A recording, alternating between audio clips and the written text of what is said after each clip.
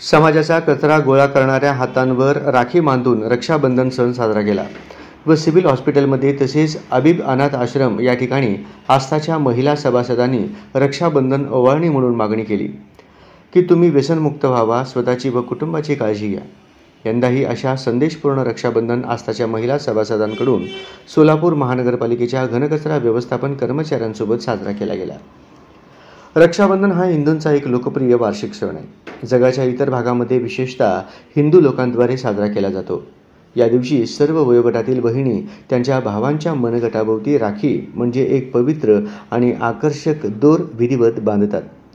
ही राखी त्यांच्या भावाकडून त्यांचे रक्षण करण्याचे प्रतीक मानले जाते।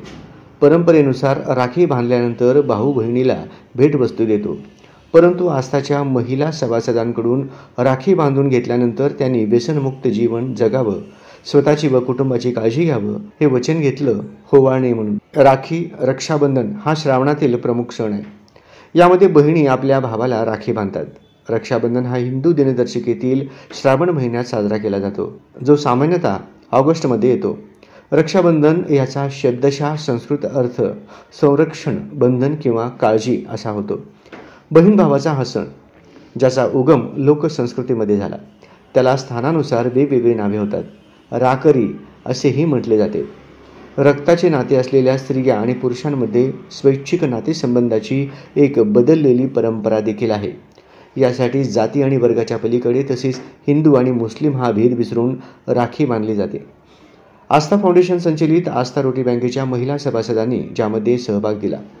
निलिमा हिरेमठ, कांचन हिरेमठ, छाया गंगणे, संपदा जोशी, नीता अकुर्डे, संगीता चंचुरे, अनिता तालीकोटी, स्नेहा वनकुद्रे, स्नेहा मेहता, सुवर्णा पाटील, अविनाश माचरला, हबीब आश्रमचे व्यवस्थापक बेले मॅडम, तर कार्यक्रम यशस्वी पार पाडण्यासाठी आस्थाचे सर्वेसर्वा विजय चंचुरे, पुष्कर पुकाळे यांनी परिश्रम घेतले। तर महानगरपालिकेच्या वतीने आस्था टीमचे आभार मानले व्यवस्था अधिकारी अशोक चराटे व केदारनाथ गोटे यांनी।